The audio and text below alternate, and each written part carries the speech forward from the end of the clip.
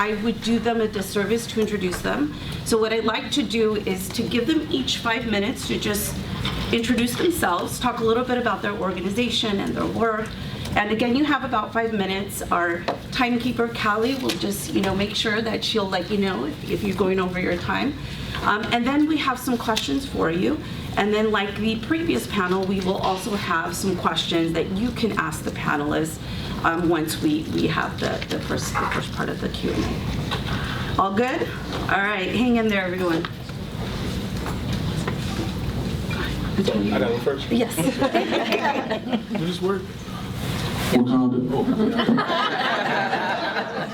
Can you hear me like this, or do I have to use the mic? Use the mic? Yeah. Oh, all right. Wakanda. I got your number. My name is Antonio Travis. I'm the Youth Organizer Manager at New Orleans Chapter Lead for Families and Friends of Louisiana's Incarcerated Children.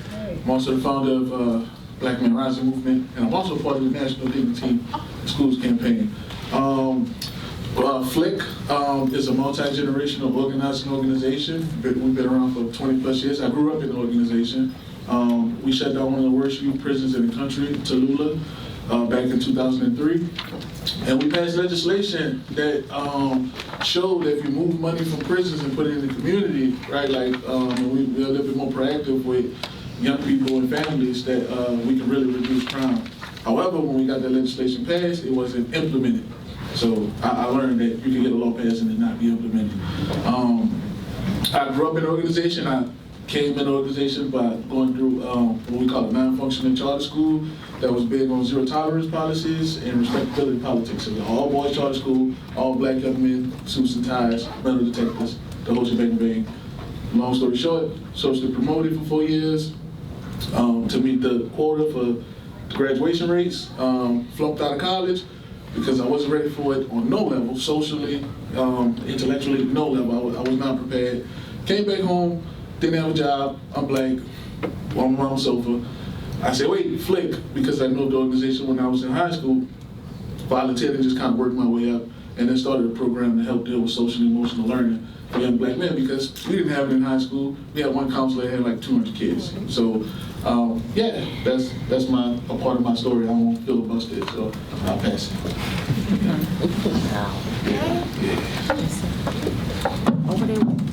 Over there with my good friend Gina. Yeah. Okay. So one good thing about being involved in this work is that you're in a community with folks that you get to know for a long time.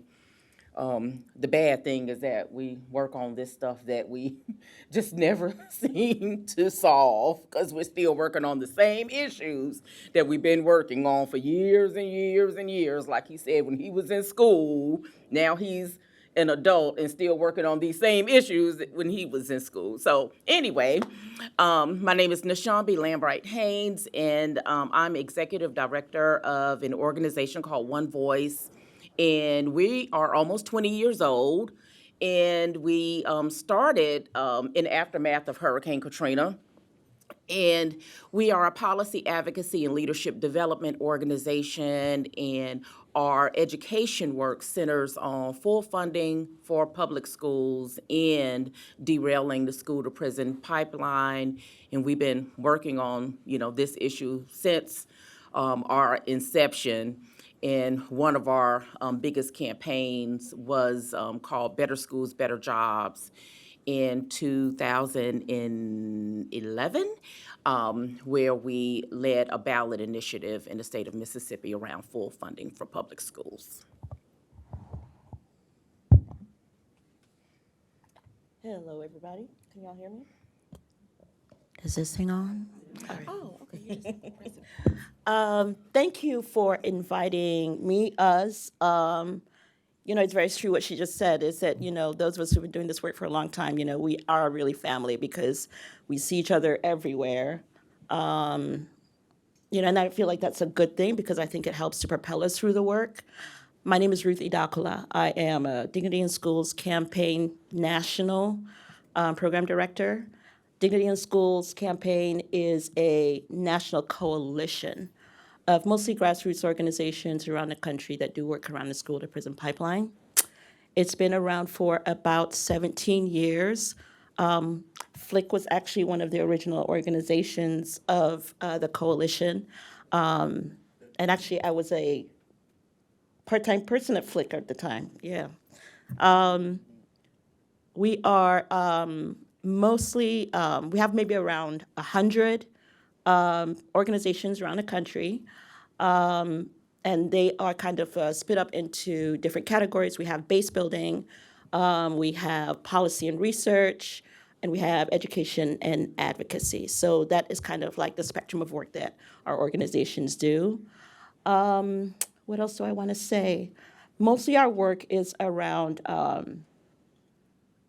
getting law enforcement out of schools, solutions such as restorative justice practices, culturally relevant curriculum, and just different formats to be able to offer, things that we can implement in schools that are solving the problem as opposed to always trying to figure out, like, what things are we fighting, right?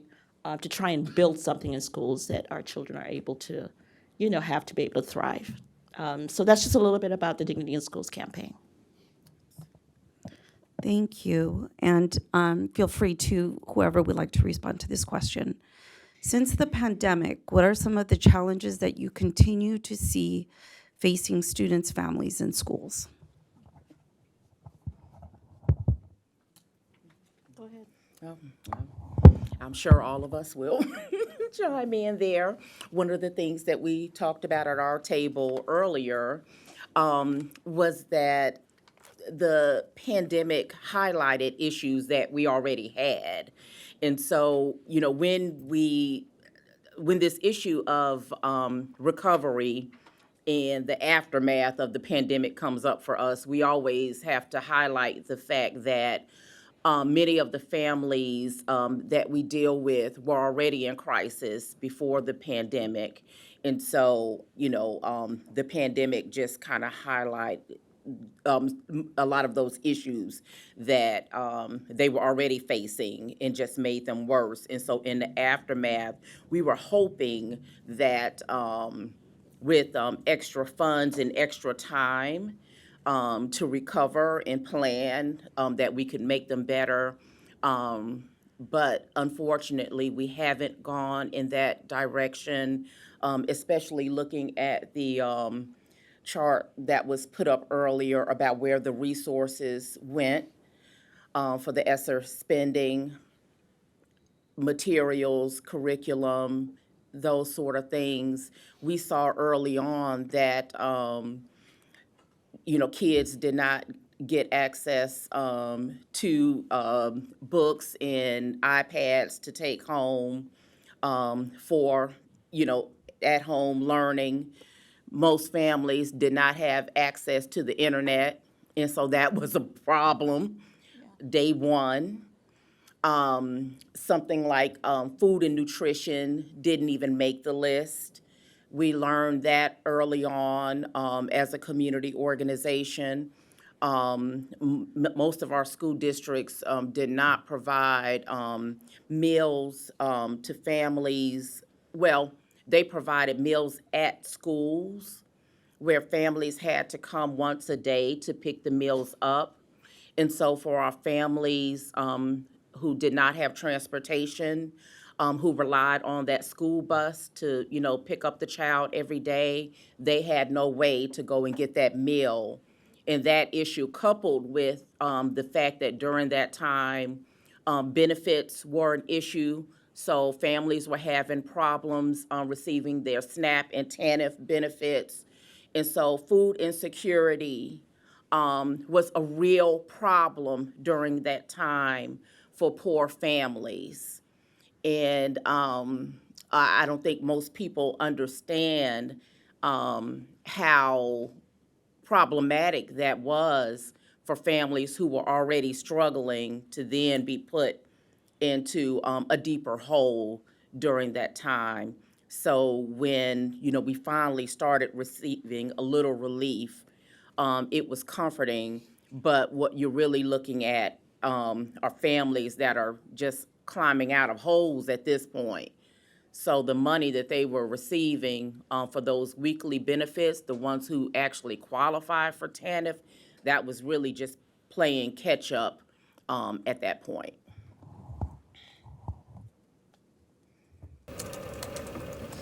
I think back home in New Orleans, I actually think I agree. I think it only highlighted the things that were still happening, right? So if you went to a school that was under-resourced, and you didn't have the outlets that you need as a young person, then COVID only amplified that.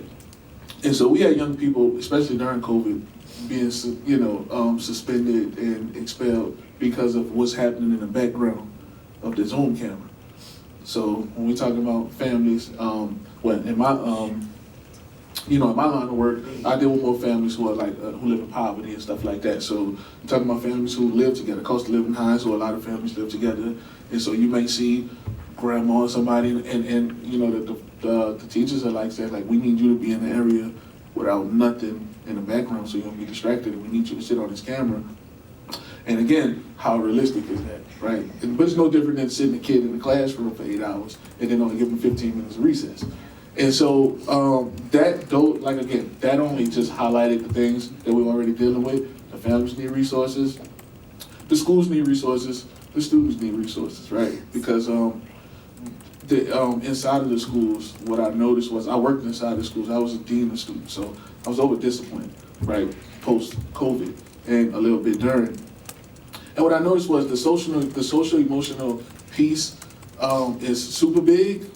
And no matter, I get that our education system is trash, and we want these kids to take standardized tests and all this. I know, I love y'all.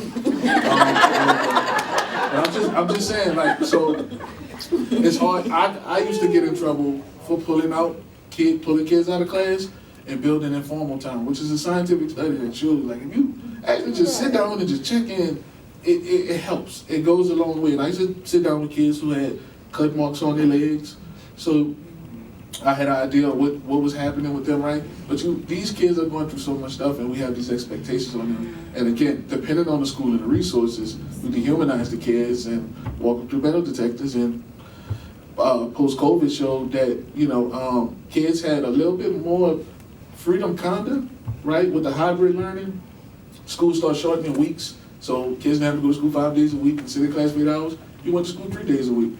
That really benefited some kids, and then some kids it didn't. But what it highlighted was kids are different and unique, and we should be, investing in them and their needs. But when we're not doing that, and we're taking this holistic, punitive approach, we get the same results we always get. So it only just reaffirmed what's been happening. Would you repeat the question one more time? Yes, so since the pandemic, what are some of the challenges that you continue to see that students, families, communities are facing? Right. So from the national perspective and working with our member organizations, it's still kind of the health and mental health issues that have skyrocketed with no assistance or resource or help or, any financial allocations to that specific problem. We actually just finished our first participatory research project that was around what was happening with children, youth in schools post-pandemic, I'll say. And really, I think one of the top things was that, people are really suffering from mental health. Not wanting to go to school, the increased instability in the home that did not help in terms of them being able to focus on school in any capacity. It is the level of inflation. I keep bringing up that, I think media does this really amazing job of this illusion of what America looks like. People don't have food to eat, As Antonia was saying, when the shelter in place happened, I also live in New Orleans, by the way, as organizers got together and pulled food together. And just in that moment, realizing myself individually that most of the food that these families have is the way that their children get to eat is in schools, right? Breakfast, lunch in school, to come back and they can do dinner. right? This is how people have been getting by for decades, for decades. Are you kidding me? So that was one thing: instability, poverty, emotional health, mental health, physical health. And then the other thing that kind of was like Trojan horsed in was the surveillance, right? So now we have all these companies that are, advertising these programs in terms of like, under the guise of safety, right? But what we found is that a lot of those companies are using, or the schools are using them to surveil children, which means that you've just added another avenue to imprison children, right? Thank you. Can you share some of the strategies or approaches that you have found successful in addressing the needs of students, families, and communities? So again, some of the successful strategies. I think both of my colleagues have already shared what we know has worked, but these are not things that we've just found out. Like, these are things that over decades we've learned. Like, we know how to educate children. It's not that we don't know. We know what works, right? But the problem is that the allocation of resources is not there, or we allocate them to things that we think. I don't know whether we actually really believe it, but such things such as cops in schools. And I think that we probably would all agree that we know that that is a systemic problem in terms of how we protect children. And what does safety mean, right? These are conversations that we are still having with policy folks, legislators, all of the people up on Capitol Hill. But it is social and emotional learning. It's getting a child, to just kind of have a conversation. It's making sure that, we have resources for counselors, for nurses. In New Orleans, resources has pretty much been shredded. Like, children don't have recess. It's ridiculous. The things that we know work, right? And so it is that allocations around, resources and the bills that come down from the federal government that, we really need to be able to put in schools so that, they have kind of like these wraparound services in terms of what children need. As I said before, what we find works is putting restorative justice practices in school. We have a really amazing organization out of Chicago called Kofi, and they have really been able to use and have pushed the local government to be able to put that particular strategy in their school districts, so much now that they're becoming a national organization. They've got like a couple more in Illinois, and they're looking to branch out. They've done amazing organizing work there. Culturally relevant curriculum, as I said earlier. You have to really understand the culture of the children, that you are educating. That's important. We've seen that very much with New Orleans. For those of y'all who know, New Orleans is, special in that way. And they took all of the, music out of schools, the arts, which is like the cornerstone of our culture. They pull those away. And so what you find are children who are lost, really, because they don't see their culture, who they are in their schools, really. Yeah. It's ridiculous. But I'll let my other colleagues share as well. And one thing that we've tried to do to address the arts being taken out is to adopt the community schools framework. And so far, we have about 3 school districts in Mississippi that have adopted the community schools framework and have community schools actually running now and are adopting that whole child framework. And so what we're finding is, you can't use the excuse, we don't have all of these resources to have music classes and arts classes anymore, but you have community partners that can do these things now.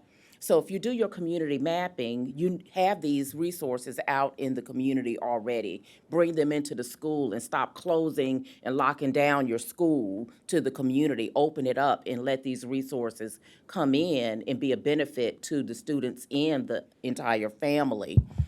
The other thing that happened in Jackson is that once the ESSER money started running out this year, we are slated to close 6 schools this year, and I think 3 more at the end of next year.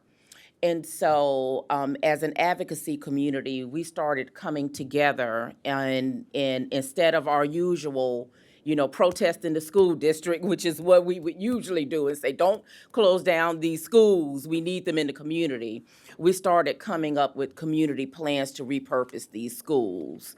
And so we were able to join in with the school district to develop a repurposing committee to talk about what would be done with these buildings once they close down, so they won't be eyesores in the community because of the big population loss that, had resulted in, kids going to the charter schools and moving out of the district. Yeah, mine's quick. The main thing that we did in New Orleans was make things. Again, you have to respond to your community and what the community needs are, and that's something that we're intentional about. So when we do go to schools and work with schools, we work with the families first, because most of the times our entry point into the school is advocating for a parent whose child has an IEP and they're not getting resources, right? And so even from that standpoint, schools kind of look at us a way like, but we all, in all actuality, we try to come in and work with the schools and we've developed some mutual aid with schools so that they can have those things in place for those communities. So that was one of the strategies that we used that work. Thank you so much. So we have a couple more minutes for this round before we open it up to the group. So if one of you can answer this question, any suggestions? In this room, you have education policymakers, education researchers that are focusing their work on pandemic recovery. Are there any suggestions or any words of wisdom that you would have for this community of education decision makers from your perspective?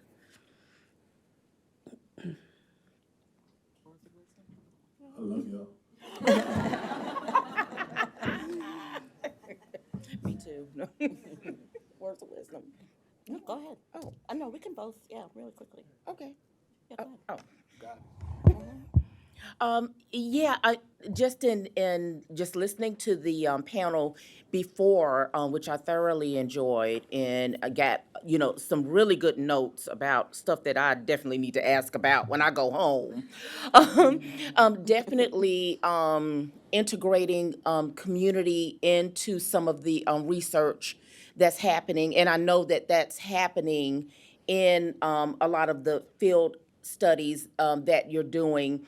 But it seemed to be maybe an added link in some cases where there was maybe the research component and then the school, but that community was maybe an afterthought in some cases. And that may have just been an outside observation for me. So connected to this question is, what are your recommendations for strengthening the connections with the community and the researchers? Any suggestions or recommendations on how to continue to incorporate community members into the research?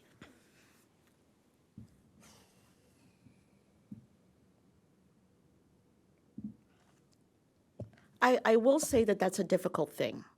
And so I do have grace around that for researchers. I do. One of the things that, like I think I shared earlier before, that we had our first research project ever at DSC with youth, and with all the, struggles that people and students and teachers are having, it's really hard to be able to get a good, solid group of people who are, you're able to extract the information that you need. But I would just say that, there are a lot of community organizers out here, like, Antonio was sharing earlier, that there are community organizations that are doing this work on the ground. And I think that if you go and partner with them, they can get the people that you need to the table that will give you accurate and authentic information. That is, the piece of wisdom. There are a lot of communities that are doing this work. I mean, outside of DSC, I'm also on the ground doing work, right? So I think find ways to be able to partner is the most important piece of wisdom that I would say. Yeah. Antonio, did you want to say that? No, she said that is like, Okay. that's the thing. Use the partnership, use the people, not use, but work with the people on the ground so that they can make that connection. More times than not, when people come in town and do research and stuff, the communities are looking to the organizers, like, can you like, I need you to, right? Like, I need to know, is this person cool? Because to be completely transparent, I've seen this happen. Right. A person will come in and do research, if we don't know you, then you might get BS. You might just take your stipend, whatever you given, and the gift card, and just see you later. But it's just important to make sure you partner with organizations doing the work, so that you are getting authentic information, because a lot of different things can happen. So, Build relationships. build Yeah. relationships, Yeah. And let me just add on to that just really quickly. I know in Mississippi, there is often resistance on the part of the school district to, add the community organization as a partner sometime, because sometimes we are in an adversarial role to the school district. Right. And so sometimes they're just like, no, we want the researcher, and then, we'll just appoint, one of our assistant superintendents to be the liaison, and we don't need you. But let me encourage you as researchers to really push for the community group to be a part of it so that it can be authentic. At every step of the way, by the way, not just at the end. Yeah. All right, any questions for our panelists? Antonio, I was wondering if you could talk a little bit more about your organization's IEP advocacy work. I just found that really Yes, indeed. Yeah, so we advocate for families, so we do the organizing around young people who have been incarcerated, and work with their families to know their rights, but then we try to catch kids on the school to prison pipeline. And most of the times, kids who are being pushed out usually have IEPs, behavior plans, and stuff like that. And so what happens is we get a phone call or get referred, to a parent who has a kid with an IEP, and then on our end, because I came to the work, I didn't know what IEP was, I did the research, you had to do all that stuff, but you kind of go into the room and with all of the stakeholders, and we go through that plan and make sure that that kid is getting what they need according to their plan. And sometimes I found in this work that folks in schools don't know the law. Yep. Right, and so then you're coming in and you're educating educators about the law, and it's real touchy and stuff like that. So it's been very interesting, some of the meetings that I've had to sit in and say, actually, that's not, you can't do that, that's, and they looking like, and so it's definitely a slippery slope, but through the experience though, I would say that, folks have good intentions, but folks have to know the law. I mean, you have to know how stuff works and how stuff operates, and so it then becomes our responsibility. I didn't go to school to learn about IEPs and stuff, but an organizer, so I have to know it so that I can ensure that this young person is getting everything that they need. So a lot of different cases. We can talk all day about this.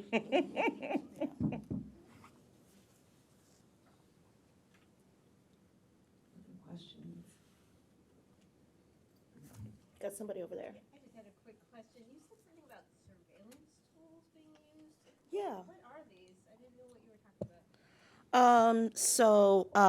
For instance, the one that comes first to my mind is a lot of children now are not allowed to have their cell phones in class right now, which I can understand some of the logic around that, but there are some schools that will have you, if you're a student, you come through the school and they'll put the phone in a case.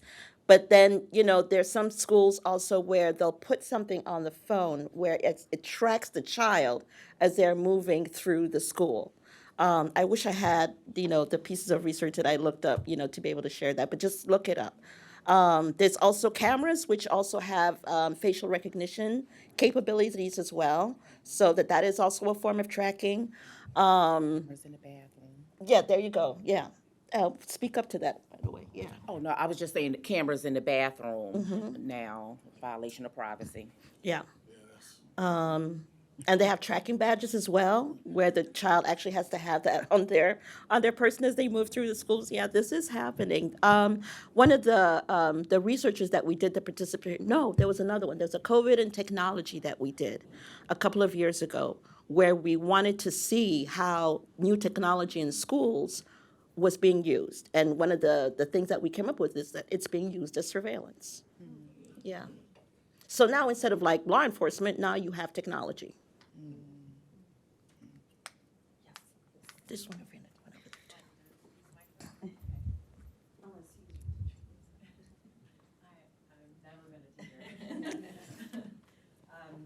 So I wanted to know, I think, Ruth, it was you that was talking about the participatory research. Mhm. Having, can we say a little more about that? Who was involved in that and how did that play out? Yeah, so there were two of them that were happening simultaneously. There was the what we call YPAR. It was the youth that was gathering information around what was happening in their school districts, and then there was the COVID technology during COVID, and kind of like what was happening from the time that the shelter in place happened up until maybe about 2 years ago when we were in this place where, I don't know, I feel like we're still kind of in COVID, but you know what I mean, right? But I'm not sure what specifically you wanted to talk about or ask questions about, both of them? It was Whoops. the first thing that you'd mentioned about the health and mental health issues that were I think it's the YPAR. Yeah. So we were able, so our methodology was that, we put out the information and people would volunteer whether they wanted to be a part of it. We had several organizations in each part of the country, the East Coast, the South, the Midwest, California. Interestingly enough, we do not have any organizations in the Southwest. Yeah, so it's, the Midwest, the South, Eastern Seaboard, and then California. So there were these regions, and so people would volunteer to actually, have forums, meetings, anywhere, or go into schools, if they had a good relationship with the schools, to talk to teachers, to talk to parents, to talk to students, right? People who were in the schools, to be able to have discussions around what things are you now dealing with based on, now that we're out of COVID. And the number one thing was that, people were experiencing across the board mental health issues. Teachers were trying to figure out ways to cope. The children were a little harder to deal with. Children were complaining about, instability in their homes, which made it harder. A lot of these are Black children. And so even in the home, for the, more than other demographics, I would say, there's an intergeneral, component in the household. I'm currently dealing with one myself. And so you tend to have more responsibilities that way. And if you have parents or adults in the homes that are already stressed out and stressed to the max, and you're also dealing with poverty issues, it makes it so much harder to be able to go to school, to be able to concentrate. And so with teachers, they were finding that, more and more children were acting out. And their parents would come to school stressed as well, right? Like if they had to come, they're juggling with so many things. And so it's just chaos. It's chaos. And what the youth were pleading for essentially was that, they need mental health services. And I think we just see that across the board, not even with schools, with everything, right? I think we can all admit that to some degree. Yeah. Did I answer your question? Sure. And we can talk later. Yeah. Can you speak a little bit more about that surveillance piece? I'm absolutely floored that A, it would be in a bathroom, that B, they were tracking children. What was the impetus, if you will, not that there would be one that would satisfy me, why a child is being tracked around school? I'm just curious, was it just for elopers? Was it for everyone? What was it that was the precursor to having surveillance in school? For the most part, it was under the guise of safety in schools, right? And so now that we have laptops, right? And children are now have more access to computers if they didn't before, right? It was kind of this slow, it was under the guise of, if we're not going to have law enforcement in schools, which is one of the things that we've been, pushing to not have in schools anymore. I think that school administrations were seduced by this idea, right, that if we don't have SRO or any kind of law enforcement in the school, then these are mechanisms that we can use in order to promote school safety, right? But as we know, with a lot of things, right, we'll introduce something and then it turns out to be kind of like being used for something else. So that was the guise that it was brought under, this idea that being able to track children means that, there are less fights, there's less kind of like, adults having to walk around, like we can monitor these students in a better way, which on some level, kind of makes sense. Like if you just kind of tell that to somebody, oh, we're just using it for safety, right? But then this is what they end up using it for. If you're around, I'll pull up the research that I did on it so I can give you specifically, the conversations that have been had online around it, because there has been research, yeah. And it's really insane because, instead of in our country dealing with stricter gun laws, Right. which is what we're talking about when we talk about safety, right? Because that's what we're really supposed to be talking about in terms of school safety. We do things like this, or we do things like, take all the lockers out. So in certain schools in Mississippi, they have no lockers and they have to just like carry all their books around all day. Or, they have to have, see-through bags, right? So we do, or there was a law passed a couple of years ago where teachers can be armed in the schools, right, for their safety and protection against the students. Or an So- active shooter. Right, or an active shooter, right. Or a student who may be threatening, right? Yeah. So, we do things like that instead of really dealing with the real issue. Hi, I was hoping you could say more about strategies that researchers can use to build trust so that we are getting good information and that we're giving back to the communities who are being researched. Definitely strategies that incorporate, I guess, learnings and beliefs from teachers in community together have been most effective for us.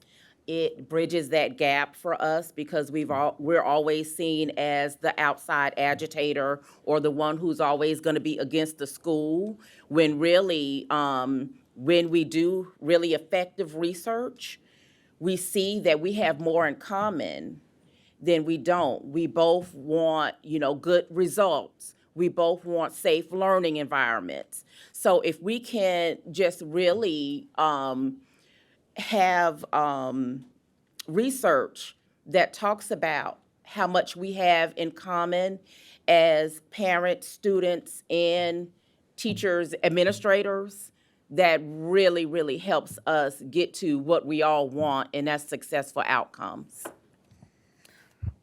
And that takes time, and it's not easy, right? It takes time to be able to build relationships. And so, whatever that looks like for you and your research team, I would just say, keep that at the forefront, that it's not easy. People are distrustful. They've grown really cynical with people who have come in their communities and, pretty much use them.